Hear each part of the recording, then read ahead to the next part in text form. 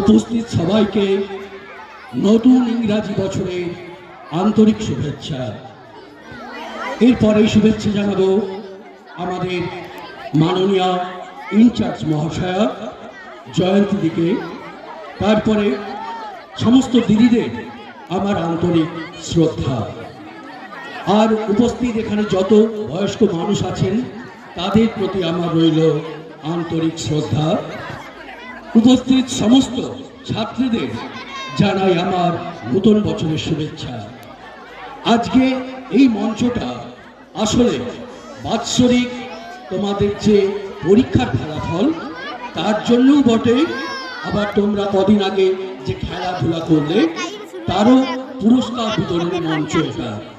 তাই আজকে আমার প্রথমেই যাকে শ্রদ্ধা জানানো উচিত তিনি হলেন এই 12ই জানুয়ারি, যার জন্মদিনটি আপনারা সবাই সাড়ম্বরে পালন করলেন, সেই যুগপুরুষ বিবেকানন্দের কথা আমার মনে পড়ছে।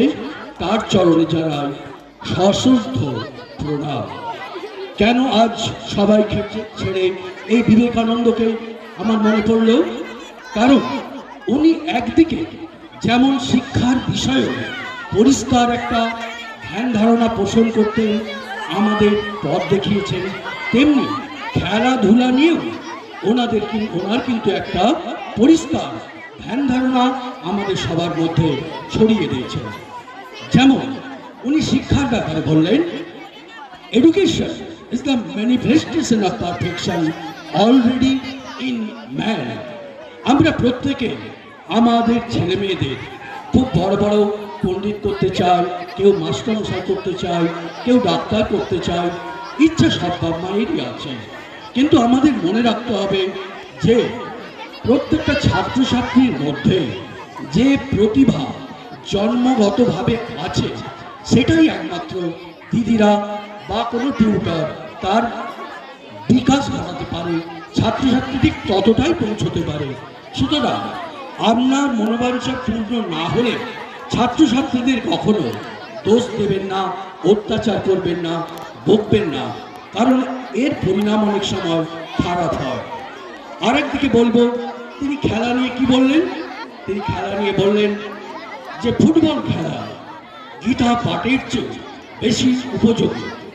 এইটা অনেকে আজকাল ভুল ব্যাখ্যা করছে। এইটাতে বিদ্যাসাগর বিবেকানন্দ কিন্তু কখনোই আমাদের গীতা পাঠ না করতে বলেন, মানে গীতা পাঠ করতে বারণ করেননি, গীতা পাঠ তিনি করতেই বলেছেন। কিন্তু আমাদের মনে রাখতে হবে গীতা যে মূল রহস্যটা, গীতার যে মূল বাণী সেটা হলো কর্মযোগ। কর্মযোগে কি বলছে? মা ফলেষু কদাচন। মা ফলেষু কদাচনটা কি না, আমরা সবসময় কাজ করব কিন্তু তার ফলটা কখনো প্রত্যাশা না করাই আমাদের পক্ষে ভালো। কিন্তু এই কাজ করতে গেলে আমাদের প্রত্যেকের কিন্তু শক্তি দরকার, এনার্জি দরকার। সেই এনার্জি কোথা থেকে আসবে? আমরা সকলেই বলে থাকি বা জীব বিজ্ঞানে বলা হয় আমাদের দেহের শক্তি আসে খাদ্য থেকে। কিন্তু তাই যদি সত্য হতো তাহলে খাদ্য তো আমরা সবাই খাই, তার এখানে কেউ কেউ এত দুর্বল, কেউ স্ট্রং বিল্ড, কেউ আবার মাঝারি, এইরকম কেন?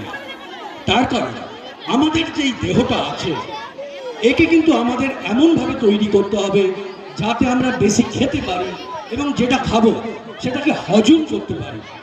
এটা করতে গেলে কি করতে হবে? আমাদের রেগুলার এক্সারসাইজ করতে হবে, আমাদের ব্যায়াম করতে হবে। ব্যায়াম কিন্তু খুব অল্প জায়গাতেই সম্ভব।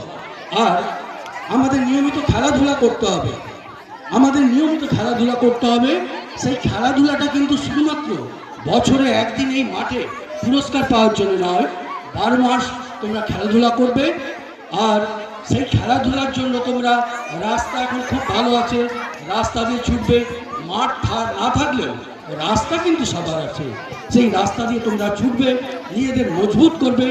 এই প্রত্যাশা জানিয়ে আজকের অনুষ্ঠানটি আপনারা সবাই ভালোভাবে উপভোগ করুন, আমাদের সহযোগিতা করুন, এইটা জানিয়ে আমি আমার ছোট্ট বক্তব্য শেষ করলাম। নমস্কার।